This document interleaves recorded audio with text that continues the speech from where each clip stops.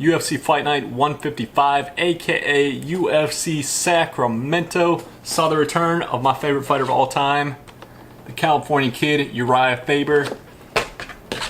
He returned from, what was it, a 3-year layoff, aka retirement. In that time period, he was inducted into the UFC Hall of Fame, and it looks like he has quite a few other things going from outside of the cage. He said he just turned 40 years old. He said he had the itch to come back. And last night, you guys saw, we all were witness to his comeback. I'll be honest, going into that fight, I was nervous, super nervous. Urijah Faber's probably, if I had to say there was one fighter responsible for getting me into mixed martial arts back in 2006 probably, it was Urijah Faber in the WEC. He was my favorite fighter right when I started watching MMA, and he was the fighter I watched the most for sure, him and Carlos Condit in the WEC. So it was kind of bittersweet seeing him return last night. Like I said, I'll be honest, I was super nervous.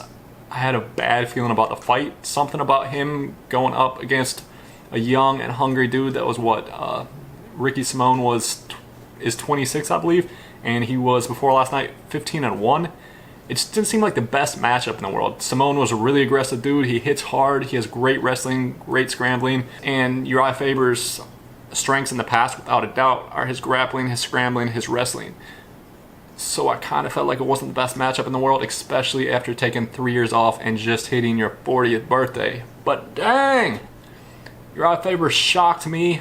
I think it's fair to say he shocked the world, or at least the MMA world. I don't think too many people saw that coming. He was I guess you could say justifiably a huge underdog going into that fight.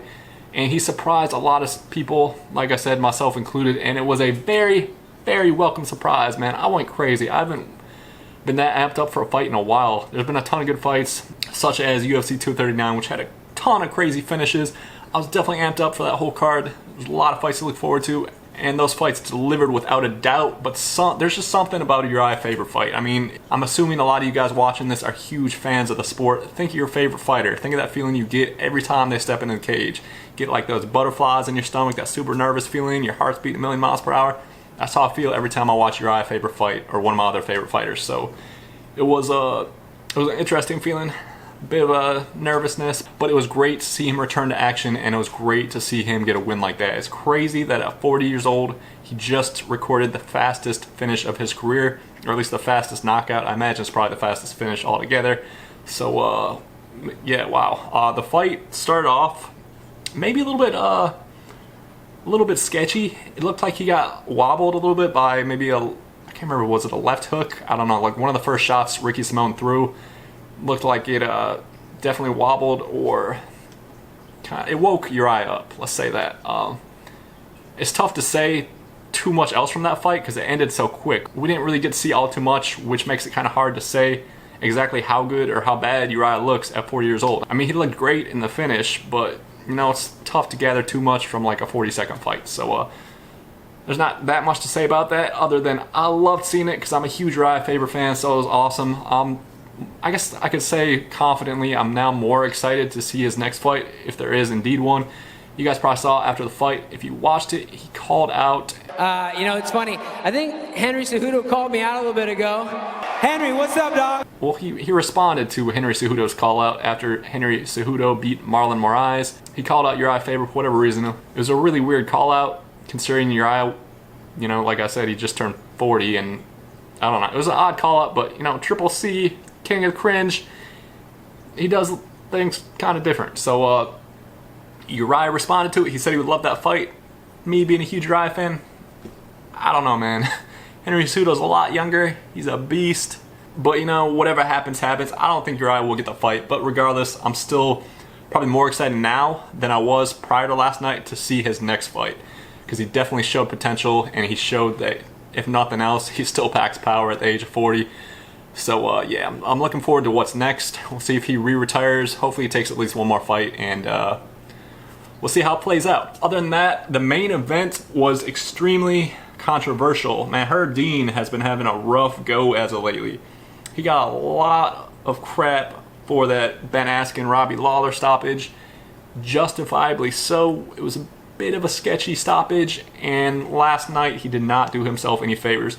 And I'll be honest, personally, I didn't think it was that bad of a stoppage. I rewatched a couple times when they showed the replay and when they were interviewing Germaine, Randamie, and maybe it was a tad bit early, but let's be honest. She landed a really hard shot, and it was pretty clear to me, at least, that when Aspen Ladd hit the deck, she did not know where she was. It looked like she was on all fours.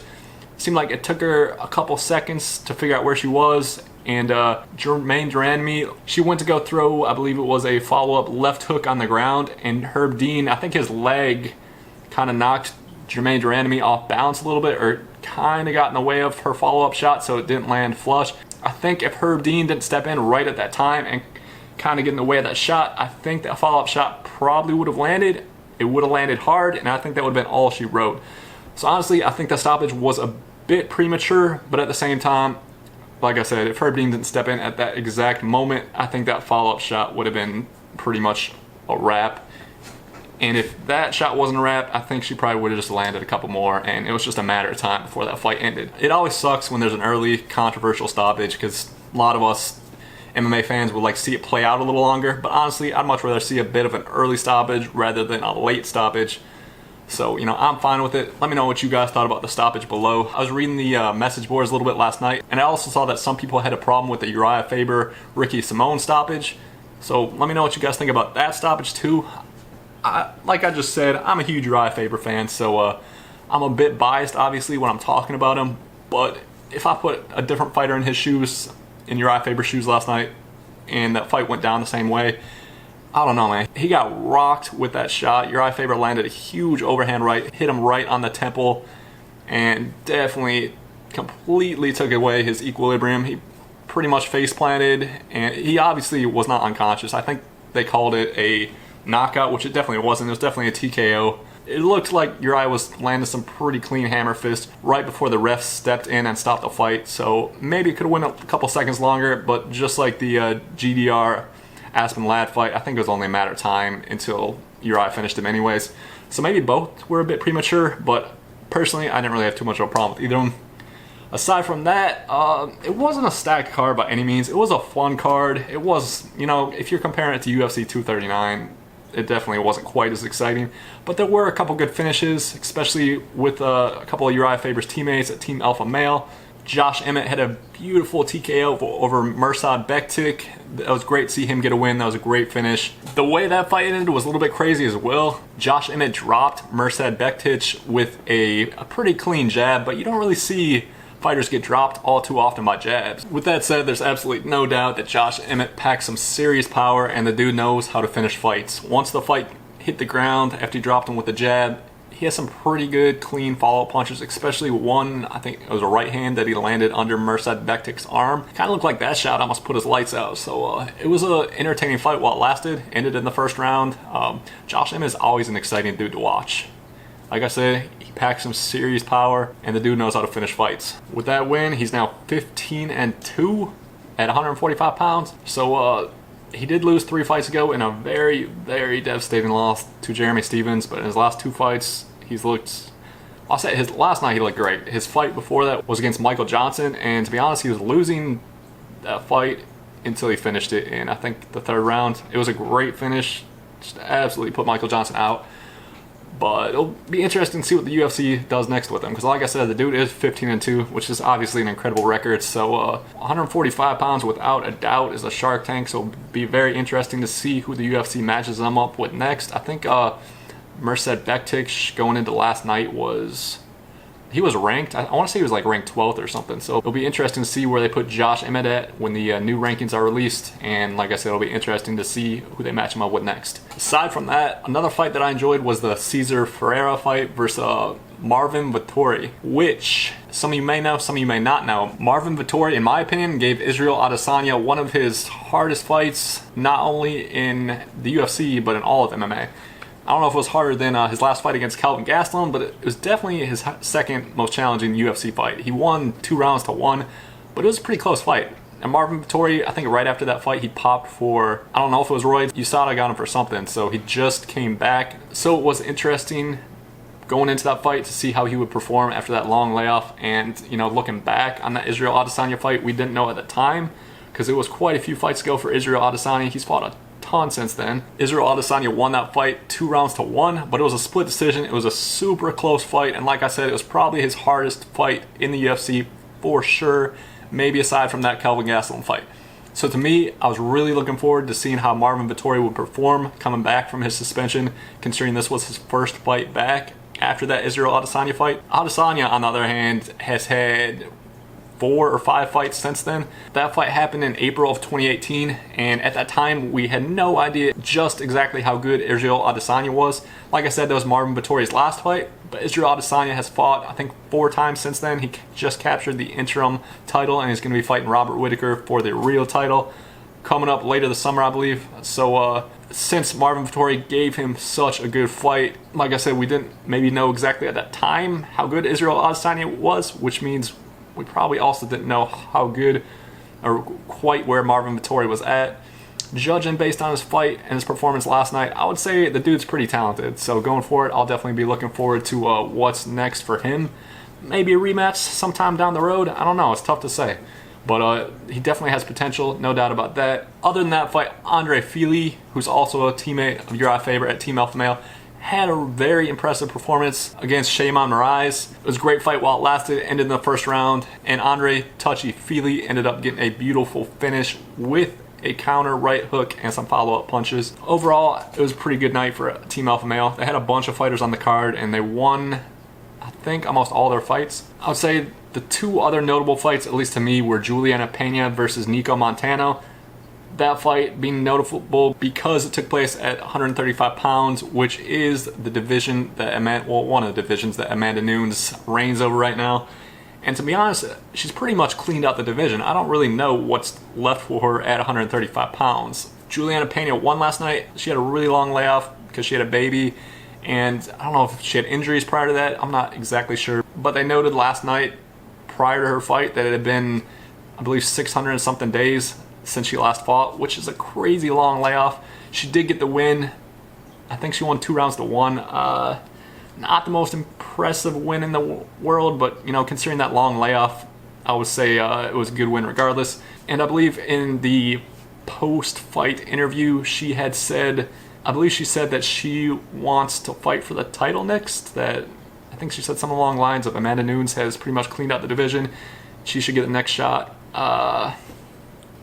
I don't know about that. I would say Amanda Nunes pretty much has cleaned out the division. She fought and beat everyone that's ever been a champion at 135 pounds in the UFC. Not only beat them, but finished them. And I don't really know what's left for her in that division. I think a rematch with Cyborg probably makes the most sense next. And I would say, based on last night's main event, I would say Germaine Randamie definitely deserves another crack at Amanda Nunes before Julianna Pena. But honestly, there's not really that many challengers left. So I thought the next challenger to Amanda Nunes at 135 pounds would pretty much be decided in the main event, which I already talked about. You guys, if you watch fights, you know how it went. Germaine Randamie looked good. The fight only lasted a couple seconds. And you may or you may not know that Germaine Randamie actually fought Amanda Nunes already in 2013. Amanda Nunes finished her via TKO in the first round.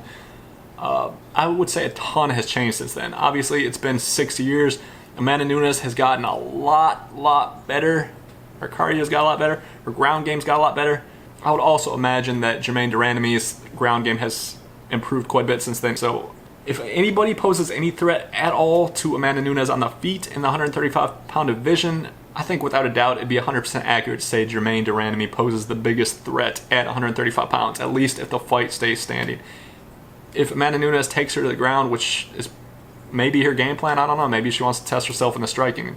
It's tough to say. It'd be a great striking match, and I would love to see that fight if it remained on the feet, but it's tough to say how it would go if it hit the ground. Maybe it would end the exact same way as the first fight did, but like I said, there's been 6 years since that fight, so obviously both have improved. I'm sure a lot has changed since then for both fighters, so that's definitely a fight I would like to see. I think either that rematch or a rematch with Cyborg are pretty much the only 2 fights that make sense next for Amanda Nunes.